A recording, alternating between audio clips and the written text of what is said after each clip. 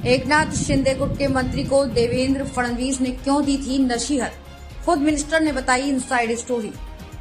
महाराष्ट्र में एकनाथ शिंदे और देवेंद्र फडणवीस की लीडरशिप में बनी सरकार में पहली बार आपसी मतभेद देखने को मिले हैं।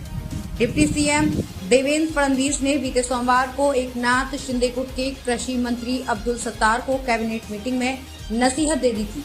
इस दौरान खुद सीएम एकनाथ शिंदे और राज्य सरकार के वरिष्ठ अधिकारी मौजूद थे।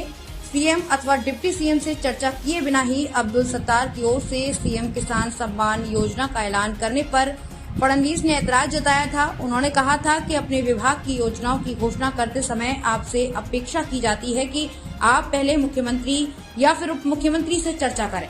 उप मुख्यमंत्री देवेंद्र फडणवीस ने जल्दबाजी में घोषणा करने वाले मंत्री को कठोर शब्दों में नसीहत दी थी। अब कृषि मंत्री अब्दुल सत्तार ने आज उसी बैठक की अंदरूनी कहानी बताई। उन्होंने कहा कि मैंने नीतिगत निर्णय की घोषणा नहीं की थी, मैंने केवल मीडिया के सामने अपने विचार व्यक्त किए थे, लेकिन मीडिया की ओर से इसे योजना के ऐलान की तरह चला दिया गया, इसे गलत संदेश गया था।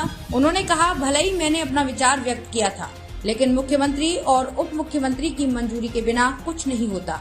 ये सच है। पिछले हफ्ते जब कैबिनेट की बैठक में ये मुद्दा उठा तो उन्होंने मुझे मुस्कुराते हुए सलाह दी थी, कोई नाराजगी नहीं थी। अब्दुल सत्तार ने कहा उप मुख्यमंत्री देवेंद्र फडणवीस ने मुझे मुस्कुराते हुए कहा कि नीतिगत फैसलों की घोषणा सीधे मीडिया के सामने नहीं की जानी चाहिए।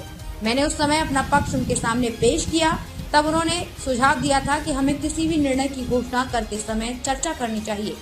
कृषि मंत्री ने कहा मैं थोड़ा सीधी बात करता हूँ, वे पढ़े लिखे अधिवक्ता हैं, इसलिए कानूनी तरीके से बात करते हैं। वहीं अब्दुल सत्तार ने एक बार फिर से औपचारिक ऐलान के पहले ही एक और योजना के बारे में जानकारी दी। उन्होंने कहा कि प्रदेश में कक्षा 5 से छात्रों को कृषि की शिक्षा दी जाएगी ताकि बच्चे कृषि में दक्ष हो सकें। कृषि मंत्री सत्तार ने ये भी कहा है कि हम इस बारे में शिक्षा मंत्री से बात करने जा रहे हैं और इस मामले को मुख्यमंत्री और उप मुख्यमंत्री के कानों तक भी पहुंचाएंगे। खबरों में अब तक लिए बस इतना ही। मिलते हैं फिर ऐसे ही बड़ी खबर के साथ, तब तक के लिए नमस्कार और देखते रहिए ABD News 24/7।